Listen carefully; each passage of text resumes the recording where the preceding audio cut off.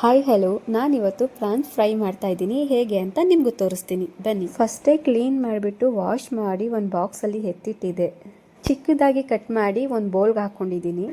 ಇವಾಗ ಇದಕ್ಕೆ ಖಾರಕ್ಕೆ ತಕ್ಕಷ್ಟು ಚಿಲ್ಲಿ ಪೌಡರ್, ಸ್ವಲ್ಪ ಧನಿಯಾ ಪೌಡರ್, ಸ್ವಲ್ಪ ಟರ್ಮರಿಕ್ ಪೌಡರ್ ಹಾಕಿ, 1 ಟೀ ಸ್ಪೂನ್ ಜೀರಾ powder, 1 teaspoon pepper powder ಹಾಕಿ, ಸ್ವಲ್ಪ ನಿಂಬೆಹಣ್ಣು ಹಾಕಿ, ರುಚಿಗೆ ತಕ್ಕಷ್ಟು ಉಪ್ಪು ಹಾಕಿ ಚೆನ್ನಾಗಿ ಮಿಕ್ಸ್ ಮಾಡ್ಕೋಬೇಕು.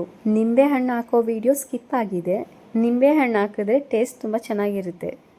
ಇಷ್ಟೆಲ್ಲ ಹಾಕಿಬಿಟ್ಟು ನೀಟಾಗಿ ಮಿಕ್ಸ್ ಮಾಡಿಬಿಟ್ಟು 10 ಮಿನಿಟ್ಸ್ ಬಿಟ್ಬಿಡಬೇಕು. ಅದಾದ ನಂತರ ಒಂದು ಕಡಾಯಿಗೆ ಆಯಿಲ್ ಹಾಕಿ, ಹಸಿಮೆಣಸಿನ್ಕಾಯಿ ಒಣಮೆಣಸಿನ್ಕಾಯಿ ಎರಡೂ ಹಾಕ್ತಿದ್ದೀನಿ ಟೇಸ್ಟ್ ಚೆನ್ನಾಗಿರುತ್ತೆ ಅಂತ.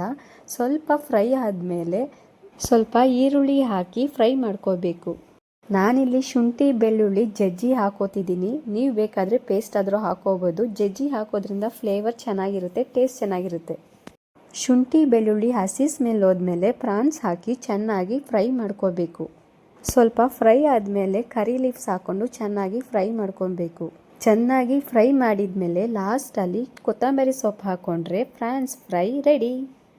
ಟೇಸ್ಟ್ ತುಂಬ ಚೆನ್ನಾಗಿ ಬಂತು. ನೀವು ಒಂದ್ಸಲ ಟ್ರೈ ಮಾಡಿ ಹೇಗಿದೆ ಅಂತ ತಿಳಿಸಿ.